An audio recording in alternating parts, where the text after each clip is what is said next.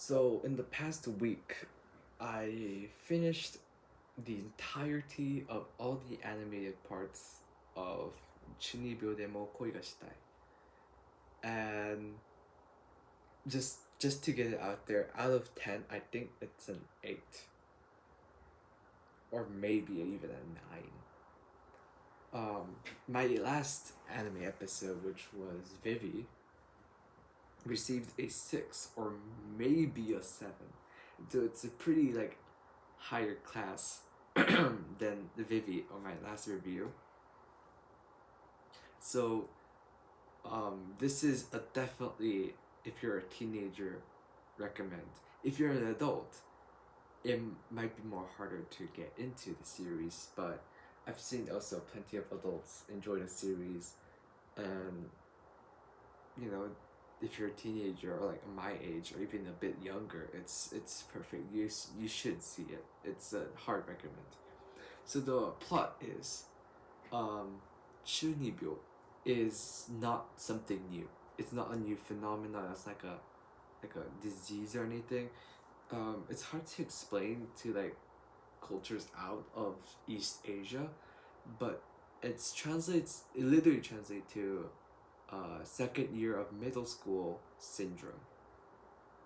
Now, first of all, second year of middle school doesn't necessarily mean like sophomore or like whatever, because in Japan and Korea, uh, elementary school is up to 6 grades, and then it's middle school 3 grades and high school 3 grades. And so, middle school second grade is roughly, let's see, 15, 14 years old of age. And the reason why it's called Chuunibyou, or middle school second year syndrome, is because that's when you start puberty. And normally in Korea, when people call you middle school second year syndrome, it basically means you're rebellious, you hate life, you hate school, you're just so depressing, you don't listen to anyone, you're like kind of just like covered in a rough veil, your voice goes down, you just kind of like go away with the crowds, and you know, stay with your friends more often. And it's definitely known as like a dark time in your like your adolescent ages. I know Chuunibyou really came hard for me. Um, and I was like really sad, really depressed. Didn't do anything. Didn't get anything done. Just stayed up until the night. Hated my friends. Hated my parents. Hated the school. Hated my life essentially, and rarely smiled, if I remember correctly. And of course, my grades dropped because of that. But I've come to realize in Japan, it's sort of like split into two. So you have Chuunibyou, and I forgot what it's pronounced in Japanese. Shichunki, or something like that. Uh, Shichunki is basically puberty, and they have this thing called puberty syndrome, and that's more of what correlates with the middle school second year syndrome of Korea, where you're depressed, you kind of hate your life, you don't know what you're gonna do with your life, and is that time you hit puberty when you like kind of get self aware, more serious. I'm 14 and this is deep kind of style.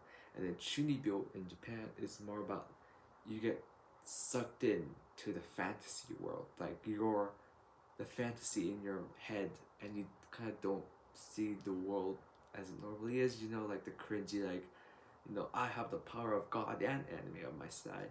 Yeah, and um, just like you're sucked into your own fantasy world and you live in your own fantasy world. Sort of like in America, it's more like you're like a kid where you know you're like, you know, having imaginary fights with your friends and stuff like that. But apparently in Japan, Chuunibyou also refers to like the edgy kid, the emo kid, the goth kid, sort of like that style. And Chuunibyou demo koi ga shitai is basically translates into even though I'm Chuni, uh, I want to love people. And so it follows the life of Yuta and Rika, who are the two main characters, and how they first meet and their journey together in love, basically. And they have all these like supporting characters. First season mostly goes into why Rika is Chuunibyou. So she is a serious kiss with Chuunibyou, and the setting is a high school, but she hasn't grown out of that phase. Normally, people grow out. In my case, I grew out my Chuni phase in like 1-2 years, and that's the same with most people. But for Rika, she still has it, and the first season kind of goes why she's Chuni, and Yuta helping her get over the complex of her father's death, which is the reason why she is Chuni in the first place. And the first season was really good. It was like really like kind of melancholy feeling, like because you see all these different characters and they each have their problem, but of course Rika is the ones that most highlighted, and it's genuinely like an actual problem. Like people often, after big shock, they get lost into their own fantasy, and I've personally seen a couple cases like that too. So it just hit hard, and I could really relate to the show, and I thought, wow, this is really like heartwarming, and the whole case of like Yuta and Rika getting together, you just want to root for them, man. It's just good rom-com fun. And then the recap movie, which is called Chunibyou demo koi ga shitai light, basically just adds a bit more like fan service, um, more backstory to the characters, and hints at the next season. And you don't really need to watch it. My just watch the first 20 minutes and the last 20 minutes, and you're fine. Um, yeah, it's just a recap movie. I don't watch recap movies anyways. And then the second season, Chunibyou demo koi ga shitai len, uh, just basically is the continuation of Chunibyou, but this time, uh, instead of getting over her father's death, Rika wants to be more closer with Yuta romantically, but she doesn't know how to because she's freaking Chuni, and it introduces a different character called Shichimiya, also known as Sopiarin, uh, as like sort of the love rival for Rika, who's also falls in love with Yuta. Now, normally, season two, in my opinion, it wasn't as great as season one, but it's still pretty good. Like you still like kind of cringe inside when you're watching both seasons, but season two is a bit more. But season two just felt a bit more worse because first of all, you don't really have that same character development of Nika and all the characters.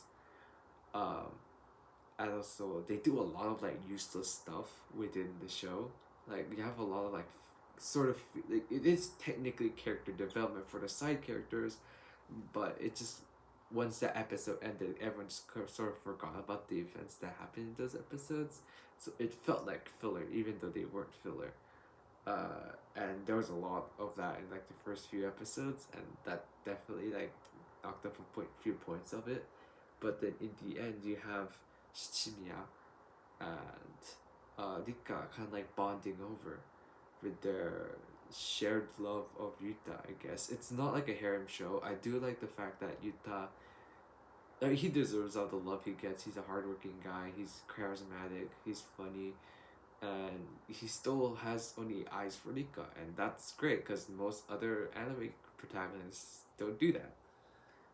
Um, Very heartwarming and very also like heartbreaking for Shichimiya, but you kind of like you watch it and you kind of feel like, damn, I should probably like uh do apply similar things to my life because as a person who dated a person before, um there's a lot of mistakes I made and ones I fixed, but uh Chunibyou kind of it's kind of like bad to say like Chuunibyou is like the textbook of dating, but it's not. But you can kind of pick up stuff for like what kind of mindset you want to go into dating in the first place. You should it's all about uh, accepting who the partner truly is and accepting themselves as themselves, not putting up a facade or like an image you want your partner to take on you. And also the whole what should I say? The whole dilemma of would you be you or would you be willing to change?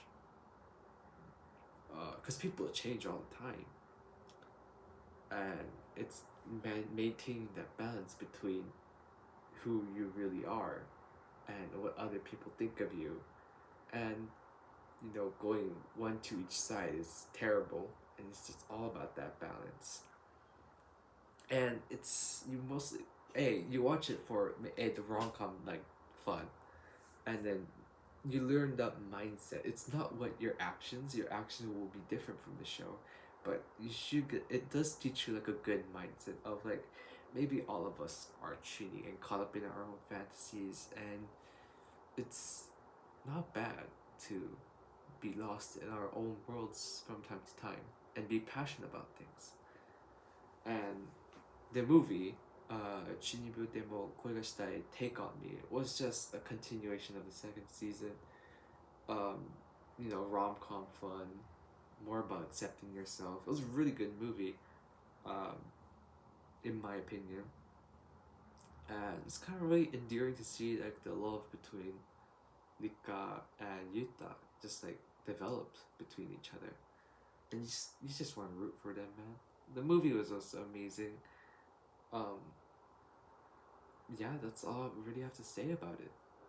I do recommend it, as I said. Oh, one more thing. It was beautifully animated, of course, by our god Kyoto Animations.